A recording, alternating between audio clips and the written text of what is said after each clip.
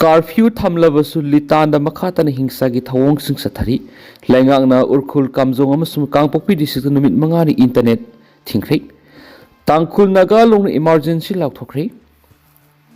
Thasigi tareki numidangna kuki na tangkhul naha ama phurakhraba matung pamdaba thaudok sing thoktuna district magistrate na curfew thamlagasu hingsagi thawong sing leptana satharakpadigi state laingangna urkhul kamjong amasum kangpokpi district ka khudaktagi numit mangani internet service thingkhri Laingaki Meetei-kuki irang lakshin na ba mafam maduda ai henwa security thajilabasu irang lakshin bangamdana lairi Litan sarai khong na ngasi su iyum kya mai sakpagi saktam sing okhi mai kannabagi damak imphal dagi yauna fire tender kaya marum sangsilaga su nomai kapagi makhol leptana tabana sangsin bangamkhidi security force na su kabrak libasing adugi mathakta thabak lakhotna ba akan mathabak su paikhat bangamdabagi phibamda lairi Mafam adudi nahakya makuta single barrel double barrel paiduna sanctionana honabigi video sing social media da viral rakhidubu security force ki Meetei-kuki naha singadu sanghandana thatlaga thamki maduna maram oiraga misa miyam aduga security force anigi maraktasu ukhatnaba ukhi koki militant oigani singnaba camouflage set pa miyoi khrana automatic rifle paiduna seki yum amagi manungdagi numai pangkap ta kapsin bagi saktam sing live oina thadokpokhi mafam kya da automatic numai sijunabagi makol leptana takhi nakalani gi marakta numai kapnaba madi yum mai thabagi thaudok sing adu lakshinaba haujumaki oina imphal gi matik saba commando forcing thajin balaitri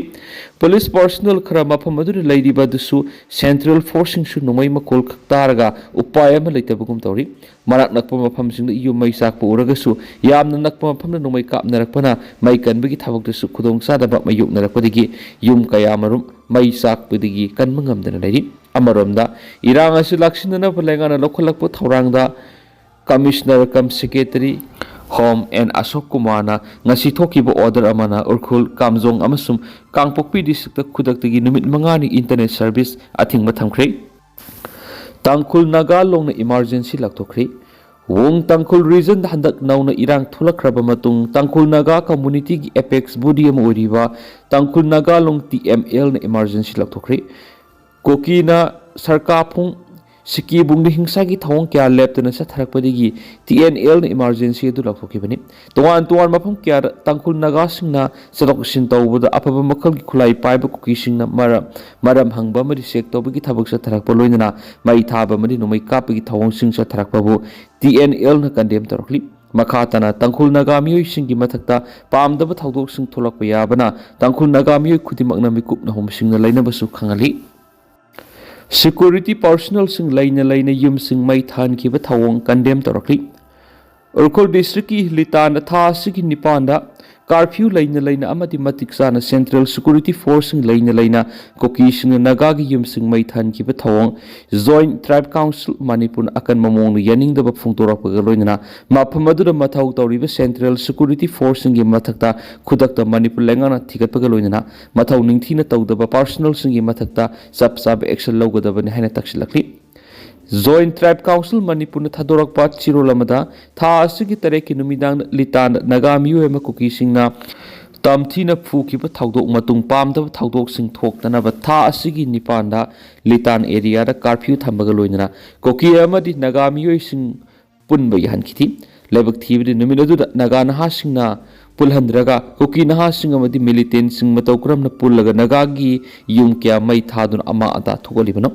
Mai thabagi video footage hingsa gi thawong sing adu central security force personnel singi mamang maktada satakhiba mek singori masi khwaidi gi lebuk thibani security personnel deploy tawriba si miyam gi lantum ngaknaba madi law and order ngaknabani adubu koki lamen tuhen basingna Naga gi yum sing mai thabada karigi damak security force sing yengduna lairibano habisini thawong sina security force miyam na thamnama thajbadu mangali maram asina athuba matamda Manipur lenga amadi mari lenaba authority na namidadu litanda mathau tawriba central security force singi mathakta enquiry sathaduna mathau ningthina tawdaba personal singi mathakta sab action logadaba hena sutaksilakli loinana community khudimangna su makata na hingsa gi thawong sing sathabidanaba appeal torakpaga loinana amana mabu thajaba thamnaduna matam supagi oiba ingta papurangna bokhotna minasi hena su phungdorakli Sakhangdaba singna Longwiram Naga khulgi yum ama mai tharamli Kangpokpi district ki Sarbaimana police station ki manung sana leiba ke Longwiram Naga village ki yum ama ngarang numidang Sharon Pai Wifi Khulgi digi nisingnaba masakhangdaba naha kunthra rom na mai tharamni thawong adubu ke Longwiram village authority amasum Konsaram village authority akan mamona kandem tarakli ke Longwiram village authority ni thadorak pachiro lamada ngarang numidang pung 13 ga minute yang khairom tabada khulasi leiba Azan abon mai apok palai khidraba koklei abon mai gi yum Sharon Pai Khulgi masakhangdaba naha kunthrarum laklaga mai tharamba du pangdaba madi barbaric oiba thawong ne hani yaningdaba phungdorakli thawong adu el munlai khulgi sip thakulen wifi lairon khunau gi sip haupu wifi lairon wifi gi sip lalboi wifi amasum Sharon Pai Khulgi sip thangbo wifi gi thawin sin makhara satakibani haina maral siroduna thawong asimak state ki authority bu singnaduna ingtapa thugaina bokhotna bani amati community gi marakta nungsina handana basin bani haidi yomai tharamba thawdo asigi matangna state lenga amadi ministry of home affairs na khudakta asiguma thong makhatana sathadana ba thabak lokhotkadabani ke Longwiram village ta matik sana security force thamduna ngak senggadabani haina sutiman tarakli amaramda Konsaram village authority ni thadorak pat chirolamadasu ke Longwiram Naga Khulgi yum ama mai tharam ki bet thawng adubu akan mamon kandem tarakli Manipur police na thadorak pat chirolamada litan gi thawdok matung Konsa Khulgi khunja sing kanto sabal da lanjena duna laikri hairibadu tongani khulasi gi khunja amata kul thadok tuna satpa leiti miyamna asiguma tonga digi section view hairi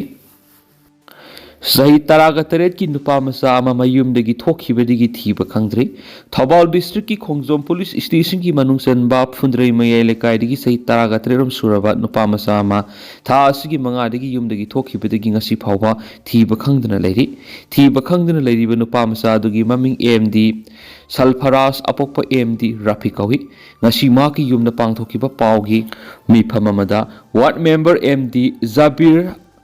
amadi apokpana phungdorakpagi matungin MD Salfaras tha asigi manga gi nungthilda iyumdagi thokibani hanjilaktabadagi makpu thibi yaba thirabusu phangma ngamdri tha asigi nipanda Khongjom police station digi aiba chirol ama pidna wokat khri haidi mak foot manga gi inchi manga rom wangi